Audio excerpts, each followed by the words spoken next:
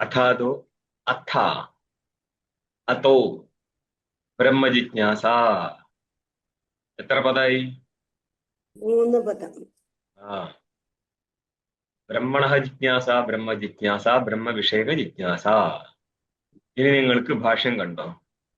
പൂർവം വർണ്ണകദ്വയേന വേദാന്ത വിചാരസ്യ കർത്തവ്യതായാം വിഷയപ്രയോജനത്വം അഗതാർത്ഥത്വം ചേതി ഹേതുദ്വയം സൂത്രസ്യ ആർത്ഥികാർത്ഥം വ്യാഖ്യായ അക്ഷരവ്യാഖ്യാം ആരഭമാണഃ പുനരപി അധികാരി ഭാവാഭാവാഭ്യാം ശാസ്ത്രാരംഭ സന്ദേഹേ സതി അധശബ്ദസ്യ ആനന്ദര്യാർത്ഥകത്വത്യാ അധികാരിണം സാധയതി.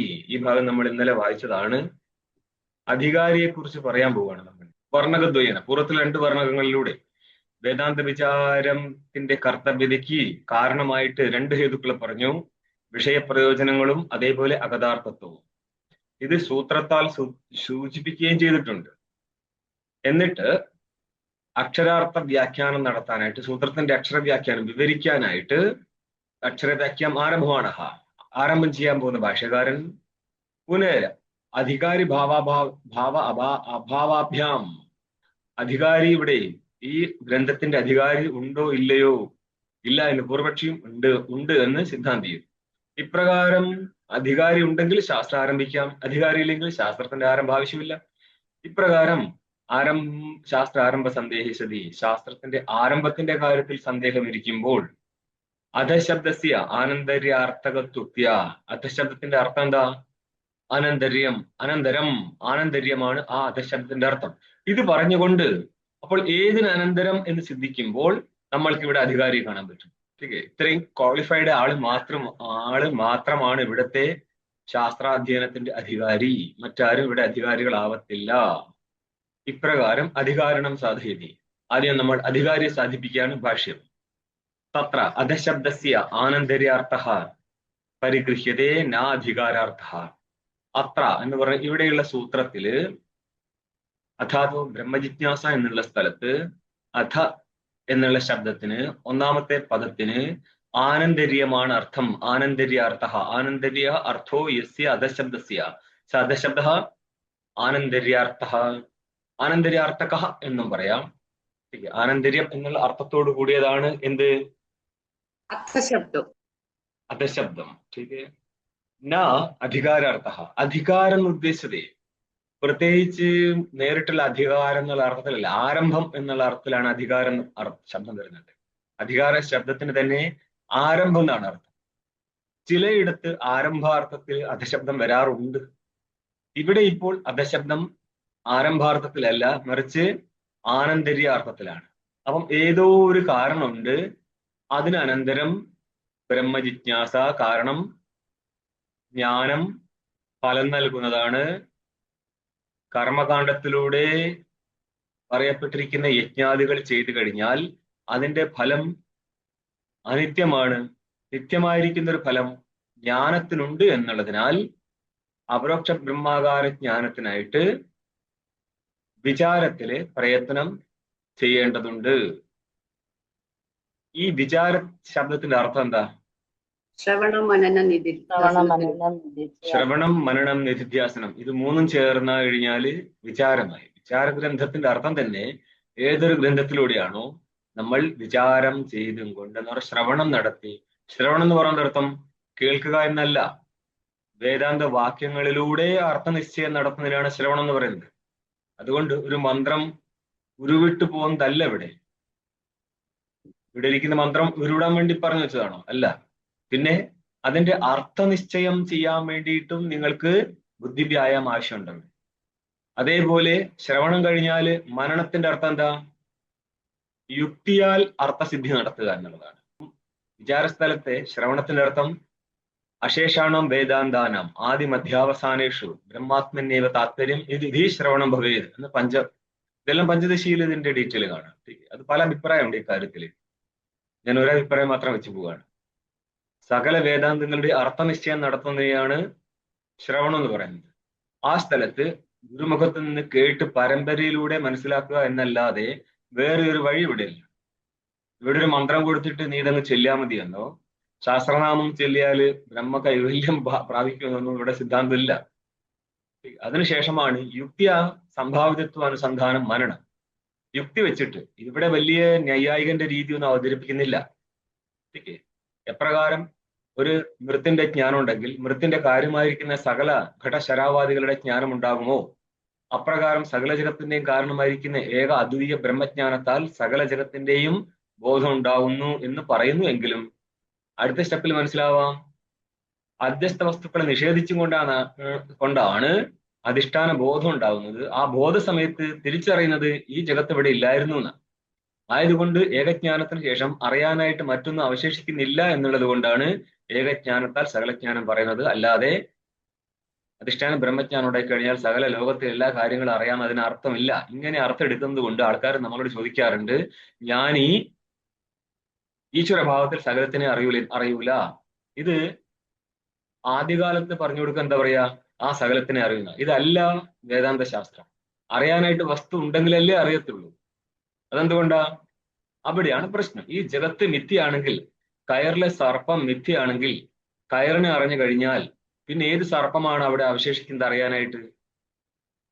ഈ സംഗതി പിടികിട്ടിയില്ലെങ്കിൽ എല്ലാ കാലത്തും സിദ്ധനും ജ്ഞാനിയൊക്കെ ഒരേപോലെ ആയിരിക്കും. ചിലർക്ക് അങ്ങനെയാണ്.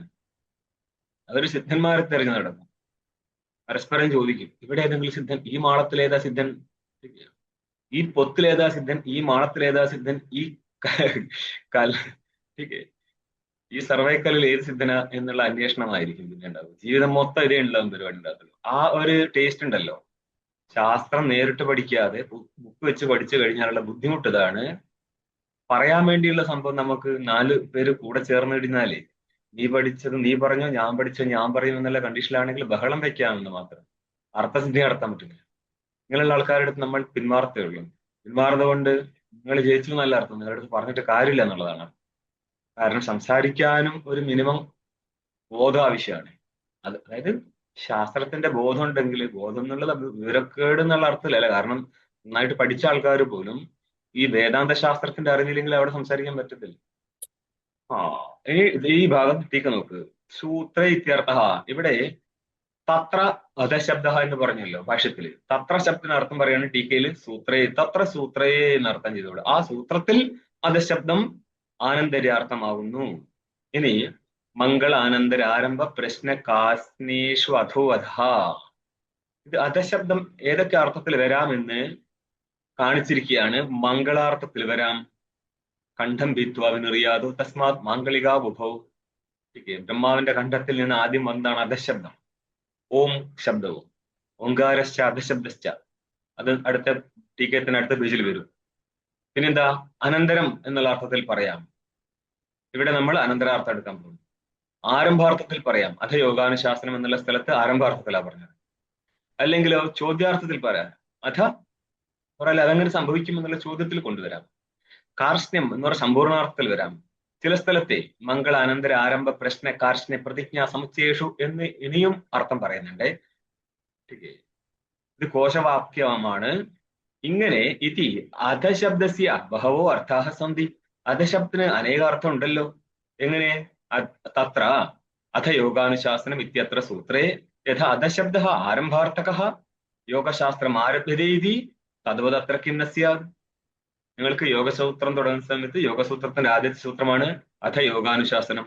അവിടെ യോഗാനുശാസനം ഏതെങ്കിലും ഒരു ഗുണത്തെ, അതായത് ഈ യോഗസൂത്രം ആരംഭം ചെയ്യുമ്പോൾ ഇത് അധ്യയനം ചെയ്യുന്നവന് ഇന്ന ഗുണങ്ങൾ ഉണ്ടായിരിക്കണം എന്ന് ഇവിടെ പറയുന്നില്ല. പിന്നെയോ ആരംഭിക്കുന്നു എന്നേ അതിനർത്ഥമുള്ളൂ. അഥ യോഗാനുശാസനം, യോഗാനുശാസനം, അനുശാസനം ഉപദേശം ആരംഭിക്കുന്നു. അപ്പൊ യോഗ എന്താ അവിടെ? യോഗാനുശാസന സ്ഥലത്ത് യോഗശബ്ദത്തിന് അർത്ഥം പറഞ്ഞേ. യോഗ ചിത്തവൃത്തി നിരോധം. അല്ല, യോഗശബ്ദത്തിന് ജീവാത്മ പരമാത്മ സംയോഗം എന്നല്ലേ അവിടെ അർത്ഥം? ജീവാത്മ പരമാത്മ സംയോഗമല്ലേ യോഗശബ്ദത്തിന് അർത്ഥം? അല്ല. യോഗ, യോഗശബ്ദം യുജിർ യോഗേ, യോഗ സമാധു, ഇങ്ങനെ പല ധാതുവിൽ നിന്ന് യോഗശബ്ദം ഉണ്ടാക്കിയെടുക്കാം. ഇവിടെ യുജിർ യോഗയല്ല, യുജി സമാധു എന്നുള്ള ധാതുവിൽ നിന്നുണ്ടായതാണ്. സമാധ്യാർത്ഥകമായിരിക്കുന്ന യോഗശബ്ദമാണ്. സമാധ്യത്തിന് നമുക്ക് എങ്ങനെ ചെയ്യാം? സംപ്രജ്ഞാത അസംപ്രജ്ഞാത രൂപത്തിൽ രണ്ടാക്കാം. സംപ്രജ്ഞാതിനെ നമ്മൾക്ക് ആദ്യം 4 ആക്കാം, പിന്നെ വേണേ 8 ആക്കാം. എന്ന് പറഞ്ഞാല് വിതർക്ക വിചാര ആനന്ദ അസ്മിത എന്ന് 4 ആക്കുക. അതിനെ പിന്നെ സവിതർക്ക നിർവിതർക്ക സവിചാര നിർവിചാര സാനന്ദ നിരാനന്ദ സാസ്മിത നിരസ്മിത രൂപത്തിൽ 8 ആക്കാം. ഇത് കഴിഞ്ഞാലാണ് പരവൈരാഗ്യം വഴി അസംപ്രജ്ഞാ സമാധിയിലേക്ക് പോകുന്നത്. ഇത് മുഖ്യ വഴി. അസംപ്രജ്ഞാതൻ പോലും 2 ഉണ്ട്. ഇത് കൈവല്യത്തിലേക്കുള്ള അസംപ്രജ്ഞാതന്റെ പോക്കാണ്. വിദേഹ പ്രകൃതിലേന്മാർക്കുള്ള അസംപ്രജ്ഞാതൻ വേറെ. അങ്ങനെ അസംപ്രജ്ഞാതനെ 2 ആക്കണം. അപ്പോൾ യോഗസൂത്രവും വേദാന്തവും സമാധി നിർദ്ദേശിക്കുന്നത് എന്തെന്നാ? ആ അവര് സമാധി നിർദ്ദേശിക്കുന്നത് എന്തെന്നാ? സമാധി ചിത്തവൃത്തി നിരോധം. ആ ചിത്തവൃത്തി നിരോധം സംഭവിക്കുന്നത്, അതായത് സാർവഭൗമമാണെന്ന് പറയും ചിത്തവൃത്തി നിരോധം എന്ന് പറഞ്ഞാലും ഒരു വൃത്തിയുള്ളപ്പോൾ മറുവൃത്തികളുടെ അഭാവം കിട്ടൂലേ? അതുകൊണ്ട് എല്ലാ ഭൂമികളിലും വരും. പക്ഷേ ഭൂമികൾ എത്രയുണ്ട് അവിടെ? ഓയ് വേമ്പേ എൻസറതാ 7 ആ 2 കുറയ്ക്കുന്ന 5 മതിയോ? ക്ഷിപ്തം മൂഢം വിക്ഷിപ്തം ഏകാഗ്രം നിരുദ്ധം. ഇവിടെ നമ്മൾ ക്ഷിപ്തവും മൂഢവും മാനിക്കുന്നില്ല. വിക്ഷിപ്തത്തിൽ അവിടെയും ഗൗണ സമാധി സംഭവിക്കുമെങ്കിൽ അതിനെ ഒഴിവായി കളി. പിന്നെയോ ഏകാഗ്രവും നിരുദ്ധവും മാത്രമേ മാനിക്കത്തുള്ളൂ. ഏകാഗ്ര ഭൂമിയാണ് സംപ്രജ്ഞാതൻ, നിരുദ്ധ ഭൂമിയാണ് നിർവൃത്തികൻ. നിർവൃത്തികൻ ഒരിക്കൽ സംഭവിക്കത്തില്ല. അതാണ് അതിന്റെ വലിയ തെറ്റ്. നിങ്ങൾക്ക് വേദാന്തത്തിൽ സമാധി ഉണ്ടോ? വേദാന്തത്തിൽ സമാധിയെ കുറിച്ച് പറയും. ഓക്കെ, അവിടെയും സംപ്രജ്ഞാതനെയും അസംപ്രജ്ഞാതനെയും പറയാം. പക്ഷേ അർത്ഥത്തിൽ വ്യത്യാസമുണ്ട്. അവരുടെ സംപ്രജ്ഞാതന്റെ തന്നെ ഹയസ്റ്റ് ലെവലാണ് പ്രകൃതി പുരുഷ ഭേദജ്ഞാനം. ഇവിടെ സംപ്രജ്ഞാതനില് പ്രകൃതിയും പുരുഷൻ തമ്മിലുള്ള ഭേദവും ഐക്യമൊന്നും അല്ല, പിന്നെ ജീവന ബ്രഹ്മവുമായിട്ടുള്ള ഐക്യജ്ഞാനമാണ്. അത് ഞാൻ ഈ വൃത്തി ചെയ്യുന്നുണ്ട് എന്ന് അറിവുള്ള സമയത്ത് സംപ്രജ്ഞാതതയും, ഈ അറിവില്ലാതെ കേവലം ബ്രഹ്മാകാരത്തിൽ ചിത്തമിരിക്കുമ്പോൾ അസംപ്രജ്ഞാതതയാണ്. എന്ന് പറഞ്ഞാല് വൃത്തിയുള്ള സമയം തന്നെയാണ് അസംപ്രജ്ഞാത സ്വരൂപം. ഇതിനെക്കുറിച്ച് ഇവിടെ സിദ്ധാന്ത ബിന്ദുവിന്റെ ടീക്കയില് ഗൗഡബ്രഹ്മാനന്ദ സ്വാമികള് അതിനെ വിശദീകരിച്ചു കൊടുത്തിട്ടുണ്ട്. വൃത്തി അതിസൂക്ഷ്മമായിട്ട്, അതിസൂക്ഷ്മ ഉദ്ദേശം എന്താണ്? നിരന്തരമായ വൃത്തിയിൽ പ്രകാണ്ഡമായിരിക്കുന്ന അവസ്ഥയിൽ അത് സൂക്ഷ്മമായിട്ടിരിക്കുകയാണത്, അല്ലാതെ വൃത്തിയില്ലാത്ത അവസ്ഥയല്ലത്. അതിന്റെ കണ്ടം നമുക്ക് വേറെ തന്നെ നടത്താം. സാങ്കേശാസ്ത്രത്തിന് ഇന്ന് നമുക്ക് ഇങ്ങോട്ട് പോവാം. സാങ്കേ യോഗസൂത്രം സമാനമായിട്ട് പോകും. അപ്പം ചോദിക്കുകയാണ് ഇവിടെ, യോഗാനുശാസനം അധയോഗാനുശാസനം എന്നുള്ള സ്ഥലത്തുള്ളതുപോലെ അധശബ്ദം ആരംഭാർത്ഥക യോഗ, അവിടെ എന്താണ്? അധശബ്ദം ആരംഭാർത്ഥത്തിലാണ് പറഞ്ഞത്. അതേപോലെ ഇവിടെയും യോഗശാസ്ത്രം ആരഭ്യതേ കർമ്മണ പ്രയോഗമാണ്. യോഗശാസ്ത്രം ആരംഭിക്കപ്പെടുന്നു എന്ന് പറഞ്ഞിട്ടുണ്ട്. തദ്വത് അത്രക്കിന്ന സ്യാദ്, അതേപോലെ ഇവിടെ എന്തുകൊണ്ട് പറ്റത്തില്ല? ബ്രഹ്മജിജ്ഞാസ ആരഭ്യത എന്ന് എന്തുകൊണ്ട് പറ്റത്തില്ല? അതിന് ഉത്തരം പറയാണ് ഭാഷ്യകാരൻ, ന അധികാരാർത്ഥ. അധികാരം എന്ന് പറയുന്ന അർത്ഥം ആരംഭം. ന അധികാരാർത്ഥ എന്ന് പറഞ്ഞാല് ആരംഭാർത്ഥകമല്ല. യോഗസൂത്രത്തിൽ ഇതുപോലെ ഇവിടെ അധശബ്ദം ആരംഭാർത്ഥത്തിൽ പറഞ്ഞതല്ല. ടീക്കകാണ് അയമാശയ, ഇതിന്റെ ആശയം വിശദീകരിക്കുകയാണ്. കിം ജിജ്ഞാസപദം ജ്ഞാനേച്ഛാപരം ഉദ വിചാരലക്ഷകം. ഇവിടെയുള്ള ജിജ്ഞാസാപദം ജ്ഞാനേച്ഛാപരമാണോ അഥവാ വിചാരലക്ഷകമാണോ? ബ്രഹ്മജിജ്ഞാസ എന്നുള്ള സ്ഥലത്തെ ജിജ്ഞാസാപദം ജ്ഞാനേച്ഛ, ജിജ്ഞാസ ജ്ഞാതമിച്ഛയാണല്ലോ. അങ്ങനെ ഇരിക്കുന്ന ജ്ഞാനേച്ഛ അർത്ഥകമാണോ ജിജ്ഞാസപദം, അഥവാ ഈ പദത്തിന്റെ ലക്ഷണം ചെയ്തിട്ട് വിചാരത്തിൽ ലക്ഷണം ചെയ്തിട്ട് വിചാരത്തിന്റെ ലക്ഷക പദമാണോ ഇത്? ജിജ്ഞാസ എന്നുള്ളത് വിചാര ലക്ഷക പദമാണോ എന്ന് പറഞ്ഞാല് മുമ്പ് ചെയ്തതുപോലെ അപരോക്ഷജ്ഞാനായ ബ്രഹ്മവിചാര കർത്തവ്യ എന്നുള്ള അർത്ഥത്തിലാണോ ഇത് വന്നിരിക്കുന്നത്? ആദ്യപക്ഷം എന്താണ്? ജ്ഞാനേച്ഛാപരം. അതിന് ഉത്തരം പറയാണ് ആദ്യ സിദ്ധാന്തം തന്നെയാണ് ഇതെല്ലാം പറഞ്ഞു പോകുന്നത്. ആദ്യ അധശബ്ദസ്യ ആരംഭാർത്ഥത്വേ, ആദ്യം എന്താണ്? ജ്ഞാനേച്ഛാപരം. അങ്ങനെയാണെങ്കിൽ എന്നാണ്. ആ സമയത്ത് ഇനിയിപ്പോൾ നിങ്ങൾ അധശബ്ദത്തിന് ആരംഭാർത്ഥം ചെയ്തു കഴിഞ്ഞാൽ അധശബ്ദസ്യ ആരംഭാർത്ഥത്വേ ബ്രഹ്മജ്ഞാന ഇച്ഛ ആരഭ്യത ഇതി സൂത്രാർത്ഥ സ്യാദ്. അങ്ങനെയാണെങ്കിൽ ജിജ്ഞാസാപദത്തിന് ജ്ഞാനേച്ഛ എന്ന അർത്ഥം എടുക്കുകയും അധശബ്ദത്തിന് ആരംഭാർത്ഥം എടുക്കുകയും ചെയ്താൽ ബ്രഹ്മജ്ഞാനത്തിന്റെ ഇച്ഛ ആരംഭിക്കപ്പെടുന്നു എന്നാണ് സൂത്രത്തിന്റെ അർത്ഥം കിട്ടുക. അസംഗത, അത് സംഗതമാവത്തില്ല, അങ്ങനെ ഒരു അന്വയം ചെയ്യാൻ പറ്റത്തില്ല. അതെന്തുകൊണ്ടാ? തസ്യഹ അനാരഭ്യത്വ തസ്യഹസ്യഹ ഇച്ഛായാഹ, ഇച്ഛ ഒരിക്കലും ആരംഭത്തിന്റെ വിഷയമാവത്തിൽ ആരംഭിക്കപ്പെടത്തില്ല. അതെന്തുകൊണ്ടാന്ന് മനസ്സിലാവുന്നുണ്ടോ? നിങ്ങൾ ഈ വിഷയത്തെ ഇച്ഛിക്കണം എന്ന് പറഞ്ഞാൽ ഒരാൾക്ക് ഇച്ഛിക്കാൻ പറ്റത്തില്ല. ഇച്ഛ വരാൻ കാരണം എന്താ? വിഷയ സൗന്ദര്യമാണ് ഇച്ഛയ്ക്ക് കാരണം. അപ്പൊ ഒരാൾക്ക് ആ വിഷയം ഇഷ്ടമല്ല എങ്കിൽ പിന്നെ എങ്ങനെയാണ് നിർബന്ധിപ്പിച്ച് ഇച്ഛ ചെയ്യണം എന്ന് പറയുക? അതുകൊണ്ട് ഇച്ഛ ഒരിക്കലും ആരഭ്യമല്ല. നഹി പ്രത്യേക അധികരണം ഇച്ഛാ ക്രിയതേ കിന്തു തയാ വിചാര. അധികരണം ഉദ്ദേശം എന്താണ്? ബ്രഹ്മസൂത്രം. ബ്രഹ്മസൂത്രത്തിൽ തന്നെ പ്രത്യേക അധികരണമുണ്ട്, 192 അധികരണമുള്ളതാണ്. അപ്പൊ ഓരോരോ അധികരണത്തിലും ബ്രഹ്മവിഷയ ഇച്ഛയെ ആരംഭിപ്പിക്കാൻ പറ്റത്തില്ല. കാരണം അത് സ്വാഭാവികമായിട്ട് മനുഷ്യന് വിഷയത്തോട് തോന്നുന്ന വിഷയത്തിലെ ഗുണം കൊണ്ടാണ് ഇച്ഛ ഉണ്ടാവുന്നത്. ആ ഗുണത്തെ ആരോപിക്കുന്നതാണ്. വിഷയം ദുഷ്ടമായിട്ട് പോലും വിഷയത്തിലെ സൗന്ദര്യം കൊണ്ട് ഇച്ഛ സ്വാഭാവികമായിട്ട് ഉണ്ടാവുന്നതാണ്. ഒരിക്കലും അത് ആരംഭിപ്പിക്കാൻ പറ്റത്തില്ല. ഇച്ഛാ നഹി പ്രത്യധികരണം ഇച്ഛാക്രിയതേ കിന്തു തയാ വിചാര. ഇച്ഛ കൊണ്ട് വിചാരമേ ചെയ്യാൻ പറ്റത്തുള്ളൂ. ജ്ഞാതും ഇച്ഛയാണല്ലോ ജിജ്ഞാസ. ജ്ഞാതും ഇച്ഛ ജിജ്ഞാസ. ആരഭ്യതേ എന്ന് പറഞ്ഞ ജിജ്ഞാസ എന്നുള്ളത് ഇച്ഛയായിട്ട് ആരംഭിക്കാൻ പറ്റത്തില്ല. പിന്നെ എന്തേ ഉള്ളൂ? വിചാരമാണെങ്കിൽ അത് ആരംഭിക്കാൻ പറ്റും. അതുകൊണ്ട് ഇച്ഛയിൽ നിന്ന് വിചാരമാണ് ഉണ്ടാവുക. ഇച്ഛ വരാൻ കാരണം എന്താ? വിഷയത്തിലെ സൗന്ദര്യം ഗ്രഹണമാണ്. അപ്പോൾ ബ്രഹ്മജ്ഞാനത്തോട് പ്രതിപത്തി ഉണ്ടെങ്കിൽ മാത്രമേ ബ്രഹ്മജ്ഞാനത്തിന് വേണ്ടിയുള്ള ഇച്ഛ ഉണ്ടാവത്തുള്ളൂ. ആ ഇച്ഛ ഉണ്ടെങ്കിൽ മാത്രമേ വിചാരസമ്പന്നമാവത്തുള്ളൂ. നഹി ദ്വിതീയ പക്ഷം എന്താ? ലക്ഷകം. ഇതെന്തുകൊണ്ടാണ് നിഷേധിക്കുന്നത്? നിങ്ങൾ മൂലപാഠത്തിൽ ഭാഷ്യത്തില് ഈ അർത്ഥത്തിലാണല്ലോ വന്നത്. സൂത്രമൊക്കെ അങ്ങനെയല്ല അന്വയിക്കുന്നത്. അന്നേരം പറയാണ് കർത്തവ്യപദ അധ്യാഹാരം വിന വിചാര ലക്ഷകത്വായോഗാതി. വിചാരത്തെ ലക്ഷണമൊക്കെ ചെയ്യാൻ പറ്റും.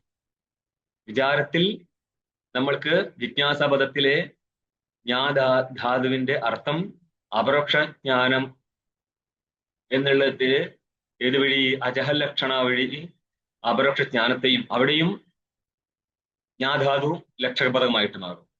പിന്നെ സൻപ്രത്യയം, ഇച്ഛാർത്ഥത്തിൽ വന്ന സൻപ്രത്യയം അത് ജഹൽ ലക്ഷണ വഴി വിചാരത്തിന്റെ ലക്ഷകപദമായി മാറും. രണ്ട് പദവും ലക്ഷകപദമായി മാറും. പക്ഷെ അപ്പോൾ അവിടെ എന്ത് ചെയ്യേണ്ടി വരും? കർത്തവ്യ പദത്തെ അധ്യാഹാരം നടത്തണം. അന്വയിക്കാൻ വേണ്ടിയിട്ട് കൂടുതൽ കാര്യങ്ങളെ കൊണ്ടുവന്നിരുന്നതിനെയാണ് അധ്യാഹാരം എന്ന് പറയുന്നത്. ഈ അധ്യാഹാര സ്ഥലത്ത് പദാധ്യാഹാരവും അർത്ഥാധ്യാഹാരവും ഏത് ചെയ്യണം എന്നുള്ള കാര്യത്തിൽ മതഭേദമുണ്ട്. മുഖ്യമായിട്ട് പദാധ്യാഹാരം നടത്തിക്കൊള്ളുക. ഓക്കെ. അധ്യാഹൃതേച്ച തേനൈവ ആരംഭോക്തേർ അധശബ്ദ വൈയർത്യാത്. ഇനി നിങ്ങൾ അധ്യാഹാരം ചെയ്യുകയാണെങ്കിൽ, ഏതിനെ?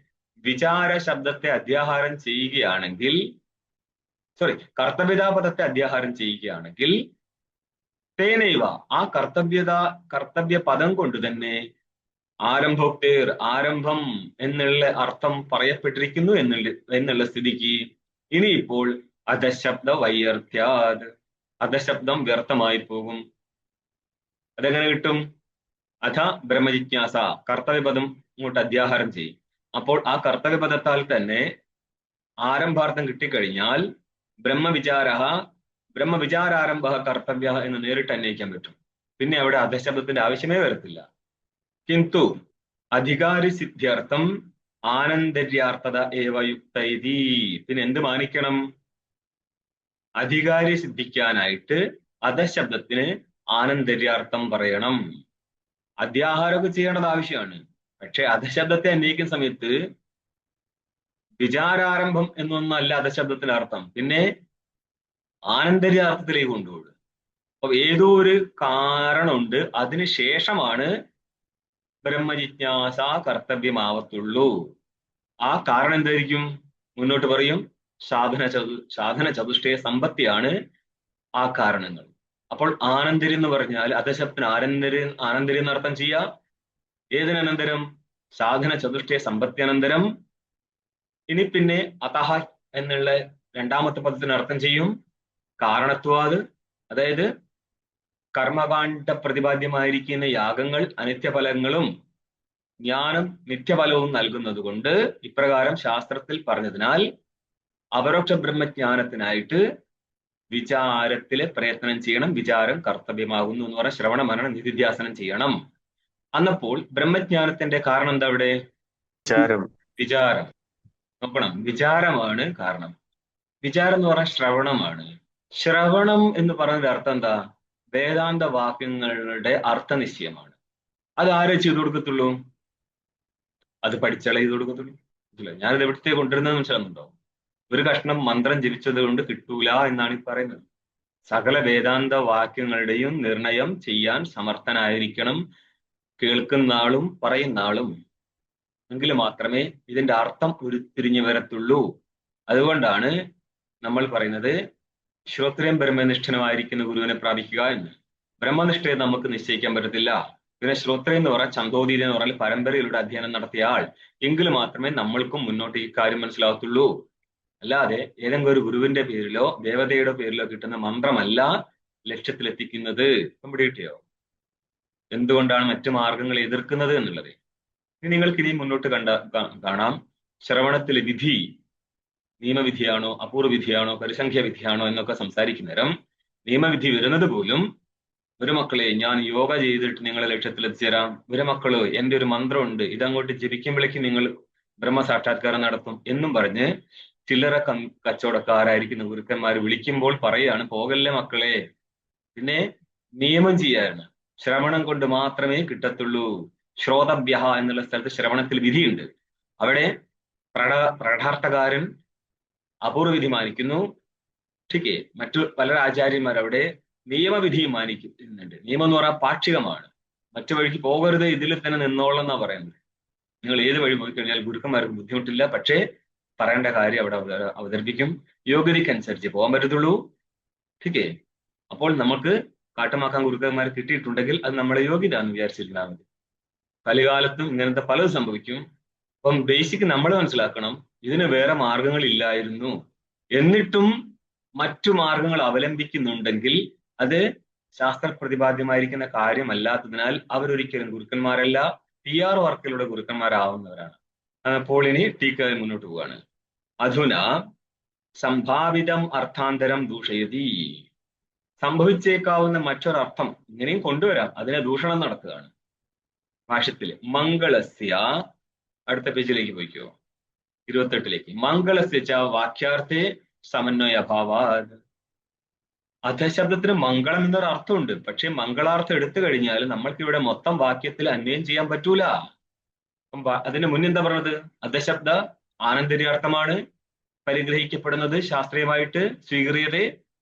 അധികാരാർത്ഥ എന്ന് പറഞ്ഞാൽ ആരംഭാർത്ഥകമല്ല. കാരണം ബ്രഹ്മജിജ്ഞാസ അനധികാര്യമാകുന്നു. ജിജ്ഞാസ പറഞ്ഞാൽ ഇച്ഛ എന്ന. ഇച്ഛ ഒരിക്കലും ആരംഭിക്കപ്പെടുന്നതല്ല. നമ്മൾക്ക് നിർബന്ധിച്ച് ചെയ്യിപ്പിക്കാൻ പറ്റുന്നതല്ല. ജ്ഞാനം, ഇച്ഛ ഇതൊന്നും പുരുഷന്റെ അധീനമായിട്ടിരിക്കത്തില്ല. ജ്ഞാനം പ്രമാണത്തിന്റെയും വിഷയത്തിന്റെയും അധീനമായിട്ടാണ്. നമ്മൾക്ക് കണ്ണും മുന്നിൽ ഒരു വിഷയം ഉണ്ടെങ്കിൽ ആ വിഷയമായിട്ട് കണ്ണ് എന്നുള്ള ഇന്ദ്രിയം സംബന്ധിച്ചു കഴിഞ്ഞാൽ ജ്ഞാനം ഉത്പന്നമാവും. സംബന്ധിച്ച് കഴിഞ്ഞ ശേഷം അയ്യോ ജ്ഞാനം വേണ്ടായിരുന്നു എന്ന് പറഞ്ഞാൽ നടക്കുന്ന കാര്യമല്ല. മനസ്സിലായോ? അപ്പോൾ പ്രമാണത്തിന്റെയും വിഷയത്തിന്റെ അധീനമായിട്ടാണ് ജ്ഞാനം ഉത്പന്നമാകുക, പുരുഷന് അധീനമായിട്ടല്ല. ഇതേപോലെ ഇച്ഛയും വിഷയ സൗന്ദര്യവും പുരുഷനെയും ആശ്രയിച്ചിട്ട്, പുരുഷൻ ഉദ്ദേശിച്ച പുരുഷൻ സ്ത്രീ എന്നുള്ള അർത്ഥത്തിലല്ല, ജീവൻ എന്നുള്ള അർത്ഥത്തിലാണ്. ठीक है, അത് പട്ടിപൂച്ച മനുഷ്യൻ ആരാണെങ്കിലും ഒരു വിഷയത്തോട് തോന്നാനുള്ള ഇച്ഛ അത് വിഷയത്തിലും ആ ജീവനും ആശ്രയിച്ചായിരിക്കുന്നത്. നമുക്കൊരിക്കലും അതിനെ വിധിക്കാനോ ചെയ്യിപ്പിക്കാനോ പറ്റുന്ന കാര്യമല്ല. അതുകൊണ്ടാണ് അനധികാരിത്വ. ജിജ്ഞാസ ഒരിക്കലും ആരംഭിക്കപ്പെടുന്നതല്ല. ആയതിനാൽ ബ്രഹ്മജിജ്ഞാസ ആരംഭിക്കപ്പെടത്തില്ല. പിന്നെ എന്തേ ഉള്ളൂ? അത് ശബ്ദനർത്ഥം ആനന്തര്യം എന്നേ ഉള്ളൂ. ठीक है, അപ്പോൾ സാധന ചതുഷ്ടയ സമ്പന്നനാണെങ്കിൽ അതിനനന്തരം ബ്രഹ്മജിജ്ഞാസ കർത്തവ്യ, ബ്രഹ്മജിജ്ഞാസ ചെയ്യേണ്ടതാകും. വിചാരത്തിൽ വിധി വരും, വിചാരം ചെയ്യേണ്ടതാവും. അപ്പൊ ടീക്കയിലാണ് ഇതിന്റെ അന്വയം ശരിക്കും വന്നത്. അധശബ്ദത്തിന് അർത്ഥം ആരംഭം എന്ന് ചെയ്യാൻ പറ്റത്തില്ല. അതെങ്ങനെയാണ് ഇനി അന്വയിക്കേണ്ടത്? ബാക്കി ഭാഗം ടീക്കയിൽ വന്നു എന്ന് പറഞ്ഞാൽ ബ്രഹ്മജിജ്ഞാസ എന്നുള്ള സ്ഥലത്ത് ജിജ്ഞാസയ്ക്ക് ഇച്ഛ എന്ന അർത്ഥം എടുത്തു കഴിഞ്ഞാൽ ഇവിടെ ഇപ്പോൾ ആരംഭിക്കണം എന്ന് പറയാൻ പറ്റത്തില്ല അധശബ്ദം കൊണ്ട്. ബ്രഹ്മജിജ്ഞാസ ആരംഭിക്കാനേ പറ്റത്തില്ല എന്ന് പറഞ്ഞാൽ ബ്രഹ്മത്തിനോടുള്ള അറിയാനായിട്ടുള്ള ഇച്ഛ ആരംഭിക്കാൻ പറ്റത്തില്ല. ഒന്ന്. രണ്ടാമത്തെ എന്തായിരുന്നു വന്നിരിക്കുന്നത്? വിചാരലക്ഷണ. വിചാരലക്ഷണ ചെയ്യുകയാണെങ്കിൽ അധ്യാഹാരം നടത്തണം. ഓക്കെ. അധ്യാഹാരം നടത്തി ചെയ്യുമ്പോൾ പോലും എന്താ പറഞ്ഞത്? അധ്യാഹാരം നടത്തുകയാണെങ്കിൽ അധ്യാഹാര പദം കൊണ്ട് തന്നെ ഏതർത്ഥം സിദ്ധിക്കും? ആരംഭാർത്ഥം സിദ്ധിക്കും. അതുകൊണ്ട് രണ്ടു വഴിക്കും പറ്റത്തില്ല. പിന്നെ അധശബ്ദം എന്തേ അർത്ഥം കിട്ടത്തുള്ളൂ? ആനന്തര്യാർത്ഥം കിട്ടത്തുള്ളൂ. ഇനിയിപ്പോൾ സംഭവിക്കാവുന്ന മറ്റൊരർത്ഥമാണ് മംഗളം. പക്ഷേ മംഗളാർത്ഥം ചെയ്തു കഴിഞ്ഞാൽ വാക്യാർത്ഥ സമന്വയം നടക്കത്തില്ല. പദങ്ങളിൽ നിന്ന് പദാർത്ഥബോധവും പദാർത്ഥങ്ങളുടെ പരസ്പര അന്വയത്തെ വാക്യാർത്ഥമെന്നും പരസ്പര അന്വയ ബോധത്തെ, പദാർത്ഥങ്ങളുടെ പരസ്പര അന്വയ ബോധത്തെയാണ് നമ്മൾ വാക്യാർത്ഥ ബോധം എന്ന് പറയുന്നത്. അവിടെ പദാർത്ഥങ്ങൾ തമ്മിൽ പരസ്പരം അന്വയിച്ചിട്ട് വാക്യാർത്ഥത്തിൽ എത്തിക്കാൻ പറ്റത്തില്ല. ഇതാണ് സമന്വയ ഭാവം എന്ന് പറയുക. വാക്യാർത്ഥത്തിൽ സമന്വയിക്കാൻ പറ്റത്തില്ല. ഇതിനെ വാക്യാർത്ഥം എടുക്കുമ്പോൾ മംഗളം എന്നുള്ള ഒരു പദത്തിന്റെ അർത്ഥത്തെ, പദാർത്ഥത്തെ ഇനി വാക്യാർത്ഥത്തിലേക്ക് കൊണ്ടുപോകാൻ പറ്റത്തില്ല. അതെങ്ങനെയാന്നുള്ള ടീക്ക നോക്ക്. വാക്യാർത്ഥോ വിചാരകർത്തവ്യത കോമ. വാക്യത്തിന്റെ അർത്ഥമാണെന്ത്? വിചാരകർത്തവ്യത, ബ്രഹ്മവിചാരം ചെയ്യണമെന്നുള്ളത്. നെഹിത്തത്ര മംഗളസ്യ കർത്തൃത്വാദിന അന്വയോ അസ്തി. ആ വിചാരകർത്തവ്യത സ്ഥലത്ത് മംഗളത്തിന് കർത്താവിന്റെ രൂപത്തിലോ കരണത്തിന്റെ രൂപത്തിലോ ഒന്നും അന്വയിക്കാൻ പറ്റത്തില്ല. മംഗളം കർത്താവായിരിക്കുന്നേ വിചാരം അങ്ങനെ ചെയ്യാൻ പറ്റുമോ? മംഗളം കരണമായിരിക്കുന്ന വിചാരം ഇങ്ങനെയൊന്നും അന്വയിക്കാൻ പറ്റത്തില്ല. അതുകൊണ്ട് മംഗളാർത്ഥം നമ്മൾ എടുക്കുന്നില്ല. നനു ടീക്കെ പറയാണ്, നനു സൂത്രകൃത ശാസ്ത്രാദോ മംഗളം കാര്യനിധി അധശബ്ദ പ്രയുക്ത ഇതിച്ച്. ഇവിടം വരെ പൂർവക്ഷി പറയുമ്പോൾ സിദ്ധാന്തി പറയാം സത്യം. എന്താ പ്രസംഗം? സൂത്രകൃത, സൂത്രകാരനാൽ ശാസ്ത്രത്തിന്റെ തുടക്കത്തിൽ മംഗളം കാര്യം അല്ലേ? മംഗളം എന്തിനാ? മംഗളാദീന മംഗളമധ്യാനി മംഗളാന്താനി കാര്യാണി പ്രഥന്തി വീരപുരുഷകാണി ച ഭവന്തി അധ്യേസാരച്ച സിദ്ധാർത്ഥ ഹിതാസ്യു. ഇതാണ് പ്രാമാണികമായിട്ട് എടുക്കുക. മഹാഭാഷ്യത്തിലെ പങ്ക്തിയാണ്.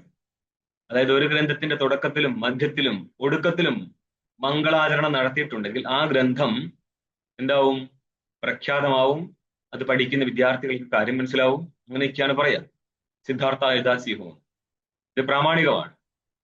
ആയ സ്ഥിതിക്ക് മാത്രല്ല, ഈ ഗ്രന്ഥത്തിന്റെ ഏതൊരു കാര്യത്തിന്റെ നിർവിഘ്ന പരിസമാപ്തിക്ക് വേണ്ടിയാണ് മംഗളം ചെയ്യുന്നത് എന്ന് പറഞ്ഞാൽ വിഘ്നരാഹിത്യമാണ് മംഗളത്തിന്റെ ഉദ്ദേശം. അതുവഴി കാര്യം സമ്പന്നമാവുന്നുള്ളൂ. കാര്യസമ്പന്നമാവുക എന്നല്ല മുഖ്യ ഉദ്ദേശം. മംഗളം ചെയ്തു കഴിഞ്ഞാൽ വിഘ്നം മാറി കിട്ടത്തുള്ളൂ. എന്നിട്ടും ചില സ്ഥലത്ത് മംഗളം ചെയ്തിട്ടും ഗ്രന്ഥം പൂർണ്ണമായിട്ടില്ലല്ലോ.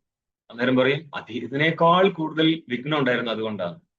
നിങ്ങൾക്ക് രസിക്കത്തില്ല, അത് ആർക്കും രസിക്കത്തില്ല. പക്ഷെ അങ്ങനെയൊക്കെയാണ് അവർ സംസാരിച്ചു പോവുക. അതൊക്കെ നിങ്ങൾക്ക് ന്യാസധാരണ മുക്താലിയുടെ തുടക്കത്തിൽ കാണാം. അതപ്പോൾ സാമ്പ്രദായികമായിട്ട് മനസ്സിൽ ചെയ്താലും പിന്നെ എന്തിനാണ് ഗ്രന്ഥത്തിൽ ചെയ്യുന്നത്?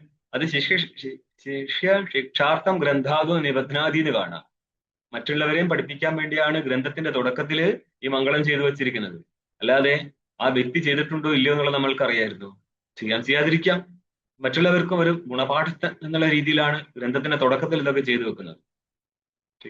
അപ്പോൾ മംഗളാചരണം അങ്ങേരും ഇതുകൊണ്ടായിരിക്കത്തില്ലേ ചെയ്തിരിക്കുന്നത്? മംഗളം കാര്യം ഇതി അധശബ്ദ പ്രയുക്ത. മംഗളം ചെയ്യണം എന്നുള്ളത് കൊണ്ടായിരിക്കത്തില്ലേ അധശബ്ദം പ്രയോഗം നടത്തിയത്? സിദ്ധാന്തി പറയണേ സത്യം പറഞ്ഞത്, നീ പറഞ്ഞ സംഭവം ശരിയാ. ന തസ്യ അർത്ഥോ മംഗളം കിന്തു തശ്രവണം ഉച്ചാരണം ച മംഗളകൃത്യം കരോതി. മംഗളകൃത്യം എന്ന് പറഞ്ഞ മംഗളകാര്യം. മംഗളത്തിന്റെ കാര്യം എന്താ? നിർവിഘ്നത. ആ നിർവിഘ്നതയെ ചെയ്യിക്കും. എങ്ങനെ? ആ അധശബ്ദം കേട്ടാല്. ന തസ്യ അർത്ഥോ മംഗളം. അധശബ്ദത്തിന്റെ അർത്ഥം മംഗളമല്ല. ഇവിടെ ഇപ്പോൾ ആനന്തര്യമാണ്. പക്ഷേ കിന്തു തശ്രവണം, അതിന്റെ ശ്രവണവും തതുച്ചാരണം ച, അതിന്റെ ഉച്ചാരണവും മംഗളകൃത്യം എന്ന മംഗളകാര്യം. മംഗളത്തിന്റെ കാര്യമാണ് വിഘ്നനാശം. വിഘ്നനാശത്തെ ചെയ്യിപ്പിച്ചു തരുന്നുണ്ട്. തദർത്ഥസ്തു ആനന്തര്യമേവേത്യാഹ. പക്ഷെ അതിന്റെ അർത്ഥം, അധശബ്ദത്തിന്റെ അർത്ഥം എന്താണ്? ആനന്തര്യം മാത്രമാകുന്നു. ഇത് ഭാഷ നോക്കിനി. അർത്ഥാന്തര പ്രയുക്ത ഏവ ഹി അധശബ്ദ ശ്രുത്യ മംഗള പ്രയോജനോ ഭവതി. അർത്ഥാന്തരേ പ്രയുക്ത ഇതി അർത്ഥാന്തര പ്രയുക്ത. മറ്റൊരർത്ഥത്തിൽ നിയോഗിക്കപ്പെട്ടിരിക്കുന്നതാണ് ഈ അധശബ്ദം. ഏതർത്ഥത്തില്? ആനന്തര്യാർത്ഥത്തിൽ. ആനന്തര്യാർത്ഥത്തിൽ പ്രയോഗിച്ചിരിക്കുന്ന ഈ അധശബ്ദ ശ്രുത്യ എന്ന് പറയുന്ന ശ്രവണേന, ശ്രവിക്കുന്നതിനാൽ മംഗളപ്രയോജനം ഉള്ളത് കൂടിയാകുന്നു. മംഗളം എന്നുള്ള പ്രയോജനവും ശ്രവണത്താൽ സംഭവിക്കുന്നുണ്ട്. ഏതിന്റെ? അധശബ്ദത്തിന്റെ. മനസ്സിലായോ?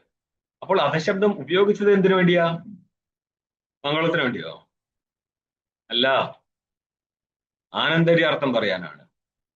ഏതോ ഒരു കാരണം ഉണ്ടായിരുന്നു, അതിനുശേഷമാണ് ഈ ജിജ്ഞാസ ആരംഭിക്കുന്നത്. അപ്പോൾ ആ ജിജ്ഞാസ വിചാരം ചെയ്യാനുള്ള വിചാര കർത്തവ്യത ചെയ്യണമെങ്കിൽ അവിടെ ഒരു യോഗ്യനായിരിക്കുന്ന അധികാരി വേണം. എല്ലാവരും ബ്രഹ്മവിചാരത്തിലേക്ക് വരത്തില്ല. പറയൂ നീ ഇപ്പോൾ. ഈ ഗ്രന്ഥം പഠിക്കാനുള്ള അന്ധകരണ ശുദ്ധി പൂർവത്തിലെ ഉണ്ടായിരുന്നു എങ്കിൽ മാത്രം, എന്ന് പറഞ്ഞാൽ അസ്മിൻ ജന്മന് ജന്മാന്തരേവ, ഈ ജന്മത്തിലോ മുമ്പുള്ള ജന്മത്തിലോ കർമ്മവും ഉപാസനയും ഒക്കെ ചെയ്ത് അന്ധകരണം ശുദ്ധമായിട്ടുണ്ടെങ്കിൽ മാത്രമേ, ബുദ്ധിയുടെ സാമർത്ഥ്യം മാത്രമല്ല ഇവിടുത്തെ വിഷയം, ഈ ഇവിടത്തെ പറയുന്ന കാര്യങ്ങൾ മനസ്സിലാക്കാനുള്ള ബുദ്ധി സാമർത്ഥ്യം ഉണ്ടെങ്കിൽ മാത്രം. അല്ലാതെ ബുദ്ധി കൂടുതലുണ്ട് എന്നുള്ളത് കൊണ്ട് ഇത് പിടിച്ചെടുക്കാൻ പറ്റത്തില്ല. നിങ്ങളുടെ ഈ 6 ആസ്തിക ശാസ്ത്രങ്ങളില് ഏറ്റവും കൂടുതൽ ബുദ്ധിമുട്ട് ന്യായം പഠിക്കാനാണ്. പക്ഷേ ആ ന്യായത്തിന്റെ ബുദ്ധി സാമർത്ഥ്യം വെച്ചാലും ഇവിടെ ഇപ്പോൾ വേദാന്തത്തിലെ വളരെ എന്താണ് സൂക്ഷ്മമായിരിക്കുന്ന കാര്യത്തെ മനസ്സിലാക്കണം നിർബന്ധമില്ല. അതുകൊണ്ട് തന്നെ നമ്മൾ അറിയാലോ, സാക്ഷിപ്രസംഗം തെളിയാൻ നല്ല പാടാണ്. ഇങ്ങനെയുള്ള കാര്യങ്ങളിൽ അതിസമർത്ഥമായിരിക്കുന്ന ബുദ്ധിക്ക് കാരണം പൂർവജന്മത്തിൽ ചെയ്തിരിക്കുന്ന കർമ്മോപാസനകളാവുന്നു. ഇപ്രകാരം പൂർവജന്മത്തിലെ കർമ്മോപാസന ചെയ്തവൻ എന്നിട്ടും അവന്റെ ഗുരുകൃപ കൊണ്ട് അവൻ ശ്രവണം പണ്ടേ നടത്തിയിരുന്നു എങ്കിൽ ഇവിടെ വന്നാൽ പിന്നെ അവൻ അങ്ങോട്ട് മാറുന്നില്ല, ഉപാസകനോ കർമ്മിയോ ആയിട്ട് വരത്തില്ല. പൂർവ്വജന്മത്തിൽ വെറും കർമ്മിയാണെങ്കിൽ അവൻ അടുത്ത ജന്മത്തിൽ കർമ്മി മാത്രമായിരിക്കും. അതായത് ആ ജീവന്റെ പൂർവ്വ ഇംപ്രഷൻ അനുസരിച്ച് മാത്രമായിരിക്കും അടുത്ത ജന്മം കൊടുക്കുക. അത്രയല്ലേ ഉള്ളൂ, കയ്യിൽ അത്രയല്ലേ ഉള്ളൂ. പിന്നെ എവിടുന്ന് എടുത്തു കൊടുക്കാൻ? അവൻ ഉപാസകനാണെങ്കിൽ ഉപാസകനായിട്ട് ജനിക്കും. അതല്ല, ബ്രഹ്മവിചാരത്തിന് വേണ്ടിയായിരുന്നു അവന്റെ ഉപാസനയും കർമ്മവും എങ്കിൽ അവൻ അടുത്ത ജന്മത്തിൽ ബ്രഹ്മവിചാരത്തിന് അനുകൂലമായിരിക്കുന്ന ഒരു ചിത്തത്തോടു കൂടി മാറും. അതുകൊണ്ട് നമ്മൾ ചെയ്യുമ്പോൾ ആലോചിക്കണം എന്താണ് ചെയ്തു കൂട്ടുന്നത് എന്ന്. ചിലർ വിചാരിക്കും ഞാൻ എൻ്റെ ഗുരുവിനെ ഡിഫെൻഡ് ചെയ്ത് നിരുന്നു കഴിഞ്ഞാൽ ഗുരുവിന്റെ കൃപ കിട്ടും, ഞാനെന്തോ ഭയങ്കര സംഭവമാണ്. അല്ല, നീയും നിന്റെ ഗുരുവും അടുത്ത ജന്മം കച്ചവടമായിരുന്നു നടത്തിയതെങ്കിൽ കച്ചവടക്കാരന്മാരായിട്ട് വരും. അങ്ങനെയുള്ളൂ. അല്ല, ശ്രവണത്തിനായിരുന്നു നിങ്ങൾ ശ്രമിച്ചിരുന്നെങ്കിൽ ബാക്കി മരണ നിധ്യാസനത്തിനായിട്ട് ഇനിയും തിരിച്ചു വരാം എന്ന് പറഞ്ഞ അപരോക്ഷ ബ്രഹ്മാകാര വൃത്തി വരുന്നത് വരെ ആലിഭാവയ്ക്കില്ലായിരുന്നു കൂട്ടുകാര്. അങ്ങനെ ഏതാവുന്നുള്ളത് ഗ്രൂപ്പിന്റെ കയ്യിലനുസരിച്ചിരിക്കും. അവിടെ ഗുരുവിനും ശിഷ്യന്മാർക്കും നന്നായിട്ട് അറിയാലോ നിങ്ങൾ എന്താ ചെയ്ത് കൂട്ടുന്നതെന്നുള്ളത്.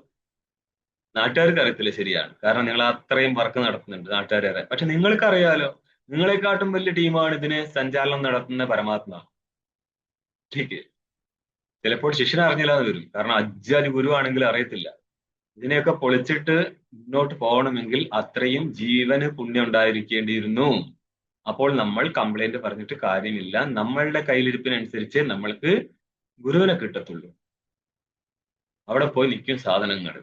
ചിലർ ചോദിക്കും, ഇവിടെ വലിയ ചർച്ച നടക്കുന്നു, ഞാൻ തിരുവണ്ണാമലയാണുള്ളത്, ഈച്ചയെക്കാളും പൂച്ചയെക്കാളും കൂടുതൽ ജ്ഞാനികൾ വിരഹിക്കുന്ന സ്ഥലമാണല്ലോ. അപ്പോൾ ചോദിക്കും, നിങ്ങളെന്താ അങ്ങനെ ജ്ഞാനിയായിട്ട് മാനിക്കത്തില്ലേ? അപ്പം ഈ ശരീരത്തിൽ തന്നെ അധ്യസിച്ച് കഷ്ടപ്പെട്ടുകൊണ്ടിരിക്കുമ്പോഴാണ് നാട്ടിൽ ഏതോ ഒരു മനുഷ്യനെ പിടിച്ചിട്ട് നമ്മൾക്ക് ജ്ഞാനിയാണെന്ന് അധ്യസിക്കേണ്ടത്. ഏകജീവവാദാനുസാരം വേറൊരു ജ്ഞാനം നിലനിൽക്കുവോ? ഇല്ല, കൽപ്പനയാണതെല്ലാം. എല്ലാം കൽപ്പനാവശം മാത്രമാണ്. ഒരു ജ്ഞാനിയില്ല, ഒരു അജ്ഞാനിയും ഇല്ല. ഉള്ളത് ഞാനായിരിക്കുന്ന അജ്ഞാനി മാത്രം. ഒരു ജ്ഞാനി ഒരു സിദ്ധിക്കപ്പെടത്തില്ല ഏകജീവവാദത്തിൽ. നിങ്ങളുടെ ഏകജീവവാദം വേദാന്തത്തിന്റെ ഹയസ്റ്റ് ലെവലിലുള്ള ചിന്തനമാണ്. പട്ടിക നോക്കിനി, അർത്ഥാന്തരത്തിന് അർത്ഥം പറയണം. അർത്ഥാന്തരം ആനന്തര്യം. ഭാഷ്യത്തിൽ അർത്ഥാന്തരം എന്ന് പറഞ്ഞിട്ടുള്ളൂ, അതിന് അർത്ഥം മനസ്സിലായിക്കോളാം. ആനന്തര്യം, ആനന്തര്യ അർത്ഥത്തിലാണ് അധശബ്ദ പ്രയോഗം നടത്തിയത്. പക്ഷെ അതിന്റെ ശ്രവണം അതിന് മംഗളകാരകനാവുന്നത് മാത്രം. ശ്രുത്യ എന്നുള്ളതിന് അർത്ഥം പറയണ ശ്രവണേന. ഇത് ഏതുപോലെ? ശംഖ വീണാദി നാദശ്രവണവത് ഓങ്കാര അധശബ്ദയോഹോ ശ്രവണം മംഗളഫലകം. ശംഖശ്രവണവും വീണാനാദ ശ്രവണവും ഒക്കെ വീണാദി നാദശ്രവണവത് ഇതെല്ലാം നമ്മളെ വലിയ വേദാന്തം പറഞ്ഞ് അവസാനം കാമാന്തത്തിൽ എത്തിച്ചേരുന്നതാണ് പല പങ്ക്തിയിലൂടെയും കാണാൻ പറ്റിയത്. നിങ്ങൾക്ക് ഉദാഹരണം ഗ്രൗണ്ടിൽ ഇറങ്ങിയിട്ട് സംസാരിക്കാം. ചില സ്ഥലത്ത് ജ്യോതിഷികള് എഴുതി കൊടുക്കും എന്ത് കൃഷ്ണനാട്ടം. നിങ്ങളുടെ എന്നതിന് കൃഷ്ണനാട്ടം. കൃഷ്ണനാട്ടം എന്ന് തുടങ്ങിയതാ? കൃഷ്ണനാട്ടം എന്തുകൊണ്ടാണ് പ്രായശ്ചിത്തായിട്ട് വിധിച്ചത്? കൃഷ്ണൻ എന്ത് കണ്ടിട്ട് അങ്ങോട്ട് സന്തോഷിക്കുവോ? കൃഷ്ണനാട്ടം കണ്ടിട്ട് എന്നെ സന്തോഷിക്കണം എന്ന് നിർബന്ധമുണ്ടോ? നമുക്ക് വേറൊന്നും ഡാൻസ് വെക്കാണ്. അത് പാടില്ല. അതെന്തുകൊണ്ട് അങ്ങനെ? അങ്ങേരുടെ ജീവിതകാലത്ത് നാടകം കളിച്ചപ്പോൾ നിങ്ങൾ അതും പറഞ്ഞാൽ പോയിട്ടുണ്ടാവൂലേ? ഞങ്ങളെ രാമൻ ഇങ്ങനെ എല്ലായിരുന്നു പറഞ്ഞിട്ട്. മര്യാദ രാമനാണ് കൃഷ്ണ, നീ മര്യാദ വിട്ട് കളിക്കുന്നു, പാടില്ല. നോർത്ത് ഇന്ത്യയിലെ കൃഷ്ണന് ഫാൻസ് ഘടിപ്പിക്കാറുണ്ട്, അറിയോ? അങ്ങനെയും ആൾക്കാർ ചിത്രീകരിച്ചിട്ടുണ്ട്. നിങ്ങൾ ഈ ഇന്നത്തെ കാലത്ത് ഈ ഡ്രസ്സിൽ നിൽക്കുന്നു. ഈ ഡ്രസ്സ് ഏത് കാലത്ത് നിർമ്മിച്ചുണ്ടാക്കിയതാണ്? എന്തേ? സാരി തന്നെയായിരുന്നോ ഡ്രസ്സ്? കച്ച കൊടുത്ത് തന്നെയായിരുന്നുവോ? ഏത് കാലത്താണ് ദേവതകൾ ഉണ്ടായിരുന്നത്? മനുഷ്യനുണ്ടായി ഈ ഇൻഡസ്ട്രിയൽ ഡെവലപ്മെന്റ് വന്ന ശേഷമാണോ ദേവതകൾ ഉണ്ടായത്? അതിന് മുന്നേ എന്തായിരിക്കും കൊടുത്തത്? ഒന്നും ചിന്തിക്കാൻ പാടില്ല. പാപം. ജഗത്ത് മൊത്തം മിഥ്യയാണ് കേട്ടോ. പക്ഷെ മീറ്റർ അനുസരിച്ച് മാത്രമേ സംസാരിക്കാൻ പാടുള്ളൂ. ഇങ്ങനെയൊക്കെ ഉണ്ടോ? മൊത്തം ജഗത്ത് മിഥ്യയാണെങ്കിൽ നീയുമില്ല, ഞാനുമില്ല, ഇവിടെ ഒരു ദേവതയുമില്ല, ഈശ്വരനുമില്ല. ഇതാണ് വാസ്തവം. കയറുള്ള സർപ്പം, ചൈനീസ് സർപ്പം കയറിലുള്ളത് ശരിയാണ്, പക്ഷെ ഇന്ത്യൻ സർപ്പം ഉണ്ടാവാൻ പാടില്ല. ശരിയാണോ? ശ്രുത്യ അർത്ഥം പറയാണ് ശ്രവണേന. ഇതുപോലെ ശംഖ വീണാദി നാദ ശ്രവണവത്. ശംഖശ്രവണത്താൽ മംഗളം, വീണാനാദ ശ്രവണത്താൽ മംഗളം. വീണാനാദത്തിൽ എന്താ നിന്നുപോയത്? വയലിൻ പാടില്ലേ? നമുക്ക് ന്യായം ഉണ്ടാക്കാം. ആ ശബ്ദബീജികൾ അന്തരീക്ഷത്തിലെ കീടാണുക്കളെ നശിപ്പിക്കുന്നു പറഞ്ഞാൽ പോരെ? എന്ത് ചെയ്യുന്നുള്ളതാണ്. ഓങ്കാര അധശബ്ദയോഹോ ശ്രവണം മംഗളഫലകം. ഓങ്കാരത്തിന്റെ ശ്രവണവും അധശബ്ദത്തിന്റെ ശ്രവണവും മംഗളമായ ഇരിക്കുന്ന ഫലം കൊടുക്കുന്നതാണ്. മംഗളം ഫലം യസ്യ ശ്രവണസ്യ ശ്രവണം മംഗളഫലകം. ശ്രവണമാണ് മംഗളമായിരിക്കുന്ന ഫലം കൊടുക്കുന്നത്. ഇതിന് പ്രമാണം കാണിക്കുകയാണ്. ഓങ്കാരശ്ചാധ ശബ്ദശ്ച ദ്വാവേദോ ബ്രഹ്മണപുര കണ്ഠം ഭിത്വാ വിനിർയാദോ തസ്മാത് മാംഗളികാഭൗ. ഓങ്കാരവും അധശബ്ദവും ഇത് രണ്ടും ദൗ ഏതോ പുരാ ബ്രഹ്മണ കണ്ഠം ഭിത്വാ വിനിർയാദോ. പണ്ട് സൃഷ്ടിയുടെ സമയത്ത് ബ്രഹ്മാവിന്റെ ഹിരണ്യഗർഭന്റെ കണ്ഠത്തിൽ നിന്ന് നിർഗളിച്ചതാകുന്നു. അതുകൊണ്ട് എന്ത് പറ്റി? തസ്മാത് ഉപഹു മാംഗളികവും. അതിനാൽ ഇത് രണ്ട് ശബ്ദങ്ങളും മംഗളം ജനിപ്പിക്കുന്നതാകുന്നു. സത്യല്ലേ? ഈശ്വരന് തെറി പറയരുത്, കാരണം ഈശ്വരൻ തന്റെ സ്വരൂപമാണ്. തിരിച്ചു വെച്ചാലോ, ഏത് ജഗത്തിന്റെ ഈശ്വരനെ തെറി പറയാൻ പാടില്ലാത്തത്? ജഗത്ത് മൊത്തം മിഥ്യയാണ്, ജഗത്തേ ഇല്ല. സൃഷ്ടികർത്താവിനെ നിഷേധിക്കും. ഇത് ഓരോരോ ബുദ്ധിയുടെ തലത്തിനനുസരിച്ചിരിക്കും. എന്നാലും പ്രപഞ്ചവും മിഥ്യേതി പ്രകൃതി സതി അഥമതം പ്രപഞ്ച സത്യ ഇത്യത്ര പൂർവപ്രകൃതാത്. പൂർവപ്രകൃത അർത്ഥാത് ഉത്തരാർത്ഥസ്യ ആർത്താന്തരത്വാർത്ഥോ അധശബ്ദോ ദൃഷ്ടഃ തഥാത്ര കിം ന സ്യാത്. പൂർവപക്ഷി പ്രസംഗം ഉന്നയിക്കുകയാണ്. പ്രപഞ്ചവും മിഥ്യേതി പ്രകൃതി സതി. ഒരു അഭിപ്രായം പറയാണ്, പ്രപഞ്ചോ മിഥ്യ. പ്രപഞ്ചത്തിൽ എന്തിരിക്കും? എന്താണ് ഈ മിഥ്യാത്വം? ഏതെങ്കിലും ഒരു മിഥ്യാലക്ഷണം പറഞ്ഞേ. പ്രതിപന്നോപാധോ ത്രൈകാലിക നിഷേധ പ്രതിയോഗിത്വം മിഥ്യാത്വം. കുറച്ച് എക്സ്ട്രയും പഠിച്ചു. ഏതായാലും ബ്രഹ്മസൂത്രല്ലേ. ഇത് അദ്വൈതസിദ്ധിയിലെ പഞ്ചമിഥ്യാത്വ നിരൂപണ സ്ഥലത്തെ ഒന്നാമത്തെ മിഥ്യാത്വ ലക്ഷണമാണ്. ठीक है. പ്രതിപന്നോപാധോ ത്രൈകാലിക രണ്ടാമത്തേതാണ്. പ്രതിപന്നോപാധോ ത്രൈകാലിക നിഷേധ പ്രതിയോഗിത്വം. പ്രതിപന്നം എന്ന് പറഞ്ഞാല് ജ്ഞാനത്തിന്റെ വിഷയമാണ് പ്രതിപന്നം. ഇവിടെ പ്രതിപന്നമായിരിക്കുന്ന അധികരണം ജ്ഞാതാധികരണേ എന്നർത്ഥം. നമ്മൾ ഭ്രമിക്കുന്ന സമയത്ത്, ഭ്രമം ഉണ്ടാകുന്ന സമയത്ത് രണ്ടംശമുണ്ട്. ഒരു അധിഷ്ഠാനാംശമുണ്ട്, ഒരു അധ്യസ്ഥാംശമുണ്ട്. രണ്ട് ജ്ഞാനമുണ്ട്. ഒരു അധിഷ്ഠാനത്തിന്റെ ജ്ഞാനമുണ്ട്, ഒരു അധ്യസ്ഥത്തിന്റെ ജ്ഞാനമുണ്ട്. രണ്ട് ജ്ഞാതാക്കളുണ്ട്. അധിഷ്ഠാനത്തിന്റെ ജ്ഞാനം പ്രമാതാവിനും അധ്യസ്ഥ വസ്തുവിന്റെ ജ്ഞാനം സാക്ഷിക്കും. ഇങ്ങനെ പ്രതിപന്നമായിരിക്കുന്ന അധികരണത്തിൽ കയറിൽ സർപ്പം കാണുമ്പോൾ പ്രതിപന്ന അധികരണമാണ് കയറ്. അവിടെ സർപ്പം ഏത് കാലത്താണുള്ളത്? ഒരു കാലത്തുമില്ല. അപ്പോൾ കാലത്തെ മൂന്നാക്കി എടുക്ക്. ഭാവി, വർത്തമാനം, അതീതം. ഇങ്ങനെ ഇരിക്കുന്ന ഒരു കാലത്തും സർപ്പമില്ല എന്നുള്ളതിനാൽ സർപ്പത്തിന്റെ നിഷേധം 3 കാലത്ത് നടത്തും. അപ്പൊ ത്രൈകാലിക നിഷേധം ആരുടേത്? സർപ്പത്തിന്റെ. അങ്ങനെ ഇരിക്കുന്ന നിഷേധത്തിന്റെ പ്രതിയോഗി ആരാ? സർപ്പം. അപ്പൊ സർപ്പം എന്തായി? ത്രൈകാലിക നിഷേധ പ്രതിയോഗി ആയതുകൊണ്ട് സർപ്പം ഒരു കാലത്തും കയറിലില്ലായിരുന്നു. അതുകൊണ്ടാണ് സർപ്പം മിഥ്യയായി മാറുന്നത്. കാണുന്നിടത്ത് ഒരു കാലത്തും ഇല്ലാതിരിക്കുക എന്നുള്ളതാണ് മിഥ്യാത്വത്തിന്റെ അർത്ഥം. അപ്പോൾ നനു പ്രപഞ്ചം മിഥ്യേതി പ്രകൃതി സതി. ഒരു ആളുടെ അഭിപ്രായമാണ് പ്രപഞ്ചം മിഥ്യയാകുന്നു. മറ്റൊരാൾ പറയണം അഥ മതം പ്രപഞ്ച സത്യ. ഇങ്ങനെ ഒരു മതം വരാൻ പാടില്ലേ? എന്ത്? പ്രപഞ്ച സത്യമായിരിക്കട്ടെ. ഇവിടെ അഥ എന്നുള്ളത് അർത്ഥാന്തരത്തിന് വേണ്ടി കാണിക്കുന്നുണ്ട്. ഈ ഒരു അർത്ഥത്തിലും പറ്റും. ഏതർത്ഥത്തില്? സത്യാർത്ഥത്തിലും പറ്റും. അത് കാണിക്കാൻ വേണ്ടിയിട്ട് അധശബ്ദ പ്രയോഗം നടത്തിയിട്ടുണ്ട്. പൂർവ പ്രകൃതാർത്ഥാത്. പൂർവത്തിൽ പറഞ്ഞിരിക്കുന്ന അർത്ഥത്തിൽ നിന്ന്. പൂർവത്തിൽ എന്താ പറഞ്ഞത്? ജഗത്ത് മിഥ്യയാണ്. അതിൽ നിന്ന് ഭിന്നമായിരിക്കൊണ്ട് ഉത്തരാർത്ഥസ്യ അർത്ഥാന്തരത്വാർത്ഥോ. ഉത്തരാർത്ഥം എന്താണ്? അർത്ഥാന്തരം. അർത്ഥാന്തര ശബ്ദത്തിൽ അധശബ്ദം കാണുന്നുണ്ടല്ലോ. ദൃഷ്ട മറ്റിടത്ത് പ്രയോഗം നടത്തുമ്പോൾ കാണാം എന്ന് പറഞ്ഞാൽ അധശബ്ദത്തെ അർത്ഥാന്തരം എന്നുള്ള അർത്ഥത്തിൽ പ്രയോഗിച്ചിട്ടുണ്ട്. തഥാ അത്രയ്ക്കും നസ്യാത്. ഇവിടെയും അതെന്തുകൊണ്ട് പറ്റത്തില്ല? അർത്ഥാന്തരം എന്നുള്ള അർത്ഥത്തിൽ എന്തുകൊണ്ട് അധശബ്ദം ഇവിടെ പ്രയോഗിക്കാൻ പറ്റത്തില്ല? അർത്ഥാന്തരം എന്താണ്? അന്നപ്പോൾ അതിന് ഉത്തരം പറയാണ് ഭാഷ്യകാരൻ. ഭാഷ്യം കാണുക. പൂർവ പ്രകൃതാപേക്ഷായാശ്ച ഫലതഃ ആനന്ദര്യ വ്യതിരേകാത്. പൂർവമായിരിക്കുന്ന ഒരു വസ്തു, അതായത് ഇവിടെ ബ്രഹ്മജിജ്ഞാസയ്ക്ക് കാരണമായിട്ട് പൂർവത്തിൽ നിങ്ങൾ മാനിച്ച ഒരു കാരണത്തെ, കാര്യകാരണ ഭാവത്തിൽ ഒരു കാരണത്തെ മാനിക്കുക. ഏതാണ് കാരണം? സാധന ചതുഷ്ടയ സമ്പത്തി. അതിൽ നിന്ന് അപേക്ഷായാശ്ച ഫലതഃ എന്നുള്ളതിനെ ഫലസ്യ എന്നർത്ഥം ചെയ്യും. സാർവവിഭസ്തിക തസ്യാണ്. അപ്പോൾ പഞ്ചമന്തത്തെ ഷഷ്ടി അർത്ഥത്തിലേക്ക് എടുക്കാം. അപ്പോൾ ഫലസ്യ പൂർവപ്രകൃതാപേക്ഷായാശ്ച. ഫലത്തെ സംബന്ധിച്ച്, ഫലം എന്നുള്ളത് വിചാര കർത്തവ്യമാണ്. അപ്പൊ വിചാര കർത്തവ്യമായിരിക്കുന്ന ഫലത്തെ സംബന്ധിച്ച് പൂർവത്തിൽ ഒരു കാരണം പ്രകരണ സംബന്ധിയായിരിക്കുന്ന പൂർവ്വ കാരണത്തെ അപേക്ഷിക്കുന്നുണ്ട് എങ്കിൽ, പ്രകരണ സംബന്ധിയായിരിക്കുന്ന പൂർവ്വ കാരണം ഏതാ? സാധനചതുഷ്ടയ സമ്പത്തി. അതിൽ നിന്നും അർത്ഥാന്തരം നിങ്ങൾ പറഞ്ഞിട്ടുണ്ടെങ്കിൽ ആ അർത്ഥാന്തരം എന്ത് മാത്രമാണ്?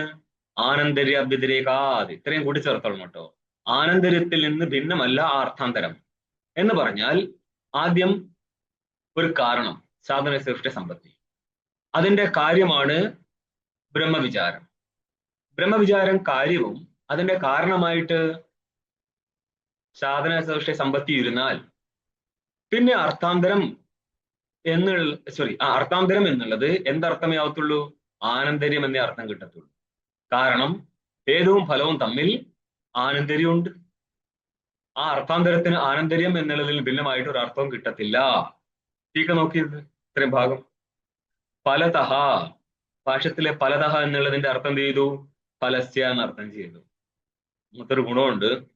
സാർവവിഭക്തിക സസ്യ എടുത്ത് ആണെങ്കിൽ നമ്മൾക്കതിനെ അർത്ഥം മാറ്റാൻ പറ്റും.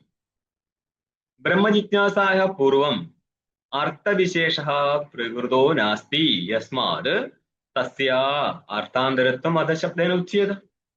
ബ്രഹ്മജിജ്ഞാസായ പൂർവം, ബ്രഹ്മജിജ്ഞാസയ്ക്ക് മുമ്പേ അർത്ഥവിശേഷോ നാസ്തി, പ്രത്യേകിച്ചൊരു അർത്ഥവിശേഷമില്ല. അതായത് പൂർവപക്ഷം എന്താ പറഞ്ഞത്? ഇവിടെ ഇപ്പോൾ ബ്രഹ്മജിജ്ഞാസ, അതിന് മുന്നേ മറ്റേതോ ഒരു അർത്ഥം ഉണ്ടായിരുന്നു. ആ അർത്ഥത്തെ പറഞ്ഞ ശേഷം വീണ്ടും ഒരു അർത്ഥത്തെ പറയാണ് ബ്രഹ്മജിജ്ഞാസ. അങ്ങനെയാണെങ്കിൽ അർത്ഥാന്തരത്തിന് വേണ്ടിയിട്ട് അധശബ്ദ പ്രയോഗം നടത്താലോ എന്നായിരുന്നു ചോദ്യം. പക്ഷെ ഇവിടെ അങ്ങനത്തെ ഒരു അർത്ഥാന്തരം ഇവിടെ കാണുന്നില്ല, മുമ്പ് പ്രകരണ സംബന്ധിയായിട്ടിരിക്കുന്നത്. ഓക്കെ. ആനന്ദര്യത്തിൽ നിന്ന് ഭിന്നമായിട്ട് ഇവിടെ മറ്റൊരു അർത്ഥത്തെ അധശബ്ദം കൊണ്ട് ഗണിക്കാൻ പറ്റത്തില്ല. ഏതു രൂപത്തിൽ? അർത്ഥാന്തരത്തിൽ. എന്തുകൊണ്ടാ? ബ്രഹ്മജിജ്ഞാസയ്ക്ക് മുമ്പ് ഒരു അർത്ഥാന്തരം ഇവിടെ സംഭവമല്ല, അർത്ഥവിശേഷ സമ്പന്നമല്ല. ആയിരുന്നുവെങ്കിൽ യസ്മാത് തസ്യ അർത്ഥാന്തരത്വം അധശബ്ദേന ഉച്ഛേദ. യഥ എന്നുള്ള അർത്ഥത്തിലാണ് യസ്മാത് വന്നത് എന്ന് പറഞ്ഞാൽ ആയിരുന്നു എങ്കിൽ, അർത്ഥാന്തരം പൂർവ്വത്തിലൊരു പ്രസംഗം ഉണ്ടായിരുന്നു എങ്കിൽ നമുക്കിവിടെ ഈ ഒരു അർത്ഥാന്തരം പറ്റിയേനെ. ഏതുപോലെ? പ്രപഞ്ചം മിഥ്യയാകുന്നു, അതിന്റെ അർത്ഥാന്തരമാണ് പ്രപഞ്ച സത്യമാവാം. ഇതേപോലെ ബ്രഹ്മജിജ്ഞാസയ്ക്ക് മുമ്പ് ഒരു അർത്ഥാന്തരം നിലനിൽക്കുന്നില്ല. ഏതൊന്നിനു ശേഷം ബ്രഹ്മജിജ്ഞാസ എന്ന് പറഞ്ഞിട്ട് അധശബ്ദത്തിന് അർത്ഥാന്തര അർത്ഥം ചെയ്യാമായിരുന്നുവോ? സ്വതന്ത്രമാണല്ലേ ഈ ഒരു ഭാഗം? വിശേഷിച്ചൊന്നുമില്ല. ഇനി മൊത്തം സ്വതന്ത്രമാ വരാൻ പോകുന്നത്. കാരണം ഇത് ഇവിടെ പ്രയോഗിച്ചിരിക്കുന്ന പൂർവപ്രകൃതാപേക്ഷ എന്നുള്ളതിനെ വിശദീകരിക്കാൻ പോവുകയാണ്. ശബ്ദം കൊണ്ടുള്ള മേളമാണിത്. നിങ്ങൾക്ക് അർത്ഥം കൊണ്ടുള്ള പ്രശ്നം മനസ്സിലാക്കേണ്ടി വരും, ശബ്ദം കൊണ്ടുള്ള പ്രശ്നം കൈകാര്യം ചെയ്യണം. ശബ്ദത്തിലൂടെ പോകുന്നേരം അവര് ഏതോ ഒരു ലോകത്തിരുന്ന് സംസാരിച്ചുകൊണ്ടിരിക്കുക. എന്നാൽ ഇതുമായിട്ട് നല്ല ബന്ധമുണ്ടോ ചോദിച്ചാൽ അങ്ങനെയൊന്നുമില്ല. നോക്കിയോ, ഇനി മൊത്തം ടീക്കാകാരൻ കുറച്ചു നേരം അങ്ങോട്ട് ഇരുന്ന് സംസാരിക്കാൻ തുടങ്ങുകയാണ്. യഥക്കുതശ്ചിത് അർത്ഥാന്തരത്വം സൂത്രകൃതാന വക്തവ്യം ഫലാഭാവാത്. അല്ല, എന്തെങ്കിലും ഒരു അർത്ഥാന്തരം ഉണ്ടാവൂലേ മുന്നേ പറയാണ്. അങ്ങനെയൊന്നും സൂത്രകാരൻ പറയാൻ പാടില്ല. കാരണം ഫലമേ ഇല്ല. വായ്ത്തൊന്നി വിളിച്ചു പറയാനുള്ള സ്ഥലമല്ല അത്. മനസ്സിലായോ? എന്തെങ്കിലും ഒരു പ്രയോജനം ഉണ്ടെങ്കിൽ മാത്രമേ അവിടെ അർത്ഥാന്തരം എടുക്കാൻ പാടുള്ളൂ. അതുകൊണ്ട് ഏതെങ്കിലും ഒരു അർത്ഥാന്തരം എന്ന് നിങ്ങൾക്ക് ചെയ്യാൻ പറ്റത്തില്ല. പറയണം ഏതിനു ശേഷം എങ്ങനെ സംഭവിച്ചു എന്നുള്ളത്. യതി ഇനി ഇങ്ങനെ ചെയ്യുകയാണെങ്കിൽ ഫലസ്യ, ഫലസ്യ എന്നുള്ളതിന്റെ അർത്ഥമാണ്. ഫലസ്യ എന്ന് ഭാഷത്തിൽ പറഞ്ഞിട്ടുണ്ടോ? ഇനി വായിച്ചേ, ഫലസ്യ എന്ന് കാണിച്ച്. ഫലതഃ. ഫലതഹ, ഫലതഹ എന്നുള്ളതിന് ഫലസ്യ എന്ന അർത്ഥം ചെയ്യേണ്ടിയിരുന്നു. അതുകൊണ്ടാണ് ഇനി മുതൽ ഫലസ്യ എന്നുള്ളതേ കാണത്തുള്ളൂ. ഫലസ്യ എന്നുള്ളതിന്റെ അർത്ഥം എന്താ? ജിജ്ഞാസ പദോക്ത കർത്തവ്യത വിചാരസ്യ എന്നർത്ഥം. ജിജ്ഞാസ പദത്താൽ പറയപ്പെട്ടിരിക്കുന്ന കർത്തവ്യതയുടെ വിചാരം. കാരണം വിചാര കർത്തവ്യത എന്ന് മനസ്സിലാക്കിക്കോളൂ. വിചാരത്തിന്റെ കർത്തവ്യമാണല്ലോ ജിജ്ഞാസ പദത്താൽ പറയപ്പെട്ടത്. ആ വിചാരത്തിന്റെ ഹേതുത്വേന, വിചാരത്തിന്റെ കാരണരൂപത്തിൽ ഏതിരിക്കുന്നുണ്ട്? മുമ്പ് കാരണങ്ങൾ പറഞ്ഞിട്ടുണ്ട്. എന്താണ് വരേണ്ടത്? സാധന ചതുഷ്ടയമാണ്. ഏത് പൂർവം പ്രകൃതം, ഏതെന്നാണോ പ്രകടന സംബന്ധിയായിട്ട് പൂർവ്വത്തിലിരിക്കുന്നത്, ഏതൊന്നിനു ശേഷം ഇവിടെ ബ്രഹ്മജിജ്ഞാസ കർത്തവ്യമാകുന്നുവോ തതേ അപേക്ഷ അസ്തി, അതിന്റെ അപേക്ഷയുണ്ട്. എന്ന് പറഞ്ഞാൽ പൂർവ്വത്തിൽ ഇരിക്കുന്ന ഒരു കാരണത്തിന്റെ അപേക്ഷയുണ്ട് ഇവിടെ ജിജ്ഞാസ നടത്താനായിട്ട്. അതുകൊണ്ട് ഇതി അപേക്ഷ ബലാത്, പൂർവ്വത്തിലിരിക്കുന്ന ഒരു കാരണത്തെ അപേക്ഷിക്കുന്നുണ്ട് എന്നുള്ള ബലത്താൽ പ്രകൃത ഹേതും ആക്ഷിപ്യ തതോ അർത്ഥാന്തരത്വം ഉച്ചേത. പ്രകൃത ഹേതുവാണ് സാധന ചതുഷ്ടയ സമ്പത്തി. അതിനെ ആക്ഷിപ്യ തതോ അർത്ഥാന്തരത്വം ഉച്ചേത, അതിനെ ആക്ഷേപം നടത്തിക്കൊണ്ട് സംബന്ധിയായിരിക്കുന്ന മറ്റൊരു അർത്ഥാന്തരത്തെ കൊണ്ടുവന്നു കഴിഞ്ഞാൽ എന്ത് പറ്റും?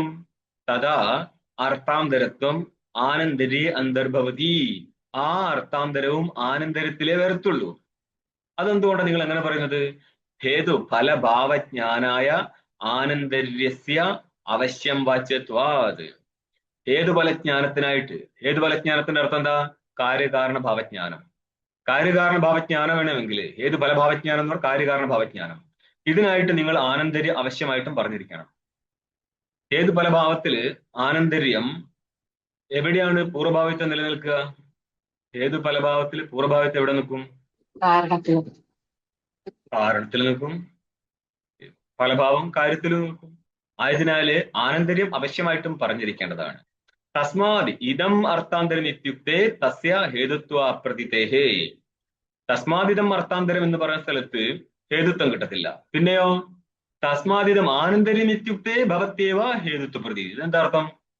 തസ്മാദിതം ആനന്ദര്യം എന്ന് പറഞ്ഞാല് അതിന്, അതായത് ഹേതുവും ഫലവും കാണുന്ന സ്ഥലത്ത് ആനന്ദര്യം തീർച്ചയായിട്ടും ഉണ്ട്. അപ്പോൾ അധശബ്ദത്തിന് ആനന്ദര്യം എന്ന അർത്ഥം ചെയ്തു കഴിഞ്ഞാല് അതിന്റെ ഇത് ആനന്ദര്യം നേരിടുന്നതാവുന്നു. എന്ന് പറഞ്ഞാൽ ഹേതുവിന്റെ ഫലം അനന്തരഭാവിയായിട്ടിരിക്കുന്നതാവുന്നു എന്നുള്ള സ്ഥലത്ത് പൂർവ്വത്തിലുണ്ടായിരിക്കുന്ന വസ്തുവില് ഹേതുത്വം പ്രചിതമാണ്, അല്ലേ? പക്ഷെ തസ്മാദിതം അർത്ഥാന്തരം എന്ന് പറഞ്ഞാൽ അർത്ഥാന്തരം എന്തോ ആവാം, അവിടെ ഹേതുത്വം സിദ്ധമാവത്തില്ല. ആനന്ദര്യം എന്ന് പറഞ്ഞാൽ പൂർവ്വത്തിലിരിക്കുന്ന സ്ഥലത്ത് ഹേതുത്വം സിദ്ധമാവും, പശ്ചാത് ഭാവിയില് ഫലത്വം സിദ്ധമാവും. അപ്പൊ ഹേതുഫലഭാവ സ്ഥലത്ത് എന്തുണ്ടാവും? ആനന്ദര്യം ഉണ്ടാവും. ആനന്ദര്യമുള്ള സ്ഥലത്ത് പൂർവ്വവസ്തുവിൽ നമുക്ക് എന്ത് കണ്ടെത്താം? ഹേതുത്വം കണ്ടെത്താം. ഹേതുത്വം കണ്ടെത്താം. എന്നുവച്ച അശ്വാനന്തരോ ഗൗരിത്യത്ര ഹേതുത്വഭാന ആപത്തി. അനന്തര ശബ്ദസ്ഥലത്ത് ഹേതുത്വം കണ്ടെത്താമെങ്കിൽ അവൻ പറയാണ് അശ്വാനന്തരോ ഗൗ, ഒരു പശുവും ഒരു കുതിരയും വരികയാണ്. ആദ്യം കുതിര, പിന്നെ പശു. അശ്വാനന്തരോ ഗൗ എന്ന് പറയാൻ പറ്റത്തില്ലേ? എന്നപ്പോൾ അശ്വം ഗോവിന്റെ കാരണമായി മാറിയില്ലേ? ഇത്ര പ്രശ്നമുണ്ടെന്നാ പ്രശ്നം. അതാണ് ചോദിച്ചത്. അശ്വാനന്തരം ഗോ എന്നുള്ള സ്ഥലത്തും ഗോവിന്റെ ഹേതു അശ്വമായി മാറുമല്ലോ എന്ന ആപത്തി വരുന്നുണ്ടല്ലോ. സിദ്ധാന്തി പറയും ഇതിന് അശവാച്ച് എന്ന് പറയരുത്. എന്തുകൊണ്ടാ? തയോർ ദേശത കാലത്തോവ വ്യവധാനേന.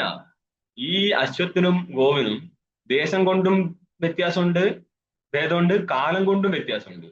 രണ്ടും ഒന്നിച്ച് ജനിച്ചതൊന്നല്ലല്ലോ, രണ്ടും ഒരേപോലെ നടക്കുന്നതുമല്ല. എന്താണ് ദേശവും ഭിന്ന ഭിന്നമായിട്ടായിരിക്കുന്നത്, കാലവും ഭിന്ന ഭിന്നമായിട്ടായിരിക്കുന്നത്.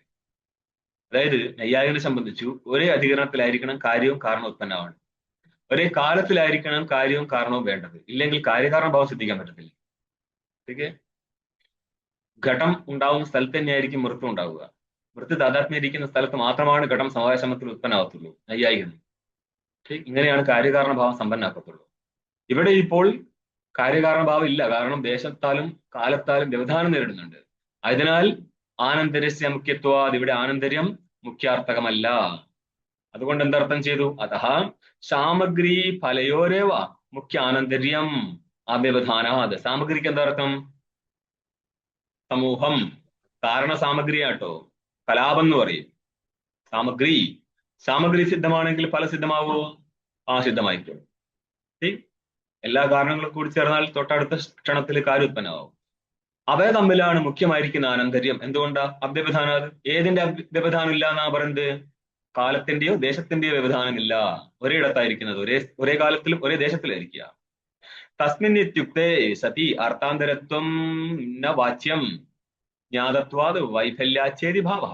തസ്മിൻ ഉക്തേ എന്ന് പറയുന്ന അധശബ്ദത്തിന് ആനന്തര്യ അർത്ഥം പറഞ്ഞിരിക്കുന്ന സ്ഥിതിക്ക് അർത്ഥാന്തരത്വം ന വാച്യം, മറ്റൊരർത്ഥം അർത്ഥാന്തരത്വം, അർത്ഥാന്തരം എന്നുള്ള അർത്ഥത്തില് അധശബ്ദം പറയാൻ വേണ്ട ആവശ്യമില്ല. എന്തുകൊണ്ടാ? ജ്ഞാതത്വാത്, ആ അർത്ഥാന്തരത്തിന് ആനന്തര്യം എന്നുള്ള അർത്ഥം ജ്ഞാതമാണ്. മാത്രമല്ല വൈഫല്യാച്ച, പ്രത്യേകിച്ച് അർത്ഥാന്തരം എന്ന് പറയുന്നത് കൊണ്ട് ഫലവും കിട്ടാൻ പോകുന്നില്ല എന്നർത്ഥം. അർത്ഥാന്തരം എന്ന് പറയുമ്പോ അതിന്റെ ഓപ്പോസിറ്റ് എന്നുള്ള ആ ഒരു രീതിയിലാണ് വരുന്നത്. ഇല്ല, മറ്റൊരർത്ഥമാണ് അർത്ഥാന്തരം. മറ്റൊരർത്ഥം. അന്യവും അർത്ഥ അർത്ഥാന്തരം, ആ അർത്ഥം. അന്യ അർത്ഥത്തെ അർത്ഥാന്തരം എന്ന് പറയും. അതെന്തും ആവാം, ഓപ്പോസിറ്റ് ആവാം, അല്ലാതെ ആവാം. പക്ഷെ അനുകൂലമായിട്ട് ഇവിടെ എടുക്കാൻ പറ്റത്തുള്ളൂ. ആദ്യത്തിൽ ഓപ്പോസിറ്റ് ആവും. എങ്ങനെ? മിഥ്യ എന്ന് പറഞ്ഞിട്ട് സത്യം എന്ന് പറയുന്ന സ്ഥലത്ത് ഓപ്പോസിറ്റ് അർത്ഥം കിട്ടുക, അവിടെ അർത്ഥാന്തരം. അതായത് ഭാഷ്യത്തിലൊക്കെ വിശദീകരണം ടീക്കയിലൂടെ വന്നാലേക്ക് മനസ്സിലാകത്തുള്ളൂ. നമ്മൾ ഇവിടെ കണ്ടില്ലേ,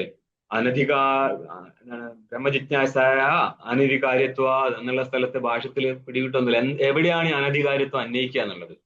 ആരംഭിക്കാൻ പറ്റത്തില്ല. ആരംഭിച്ചു കഴിഞ്ഞാൽ എന്താ തകരാറ്? ഒന്ന് നേരിട്ട് അന്വയിക്കുക. എന്താ പറഞ്ഞാല് ഇച്ഛ ആരംഭിക്കാൻ പറ്റത്തില്ല എന്നുള്ളതാണ്. ഇച്ഛ സഹജമാണ്. നിങ്ങൾ ഇത് നിങ്ങൾക്ക് ഇഷ്ടമേ അല്ല വസ്തുവിന്, നിങ്ങൾ പറയുന്നത് ഇതിനെ ഇഷ്ടപ്പെടണം എന്ന് പറഞ്ഞാൽ നടക്കുന്ന കാര്യമല്ല. മനസ്സിലായോ? പുരുഷതന്ത്രമല്ല എന്നുള്ളതേ പറയത്തുള്ളൂ. പക്ഷെ അങ്ങനെയല്ല ടീക്കാകാരം കൊണ്ട്. അവിടെ ഇനിയിപ്പോൾ അധശബ്ദം കൊണ്ട് വെച്ച് കഴിഞ്ഞാൽ എങ്ങനെ അന്വയം നടക്കും എന്നുള്ളതാണ് നോക്കേണ്ടത്. ഓക്കെ, അങ്ങനെ അന്വയിക്കുന്ന സ്ഥലത്ത് രണ്ട് വിഭാഗം ചെയ്തു. ലക്ഷണം എവിടെ ചെയ്യും എന്നുള്ളതിൽ. ഓക്കെ. ഓം പൂർണ്ണമദഃ പൂർണ്ണമിദം പൂർണ്ണാത് പൂർണ്ണമുദച്യതേ പൂർണ്ണസ്യ പൂർണ്ണമാദായ പൂർണ്ണമേവാവശിഷ്യത്തെ. ഓം ശാന്തി ശാന്തി ശാന്തി. ശങ്കരം ശങ്കരാചാര്യം കേശവം വാദരായണം ഭാഷ്യ കൃതൗ വന്ദേ ഭഗവന്തൗ പുനഃ പുനഃ. ഈശ്വരോ ഗുരുരാത്മേതി മൂർത്തിഭേദ വിഭാഗിനെ വ്യോമവത്വ്യാപ്തദേഹായ ദക്ഷിണാമൂർത്തയേ നമഃ. ഓം ശാന്തി ശാന്തി ശാന്തി.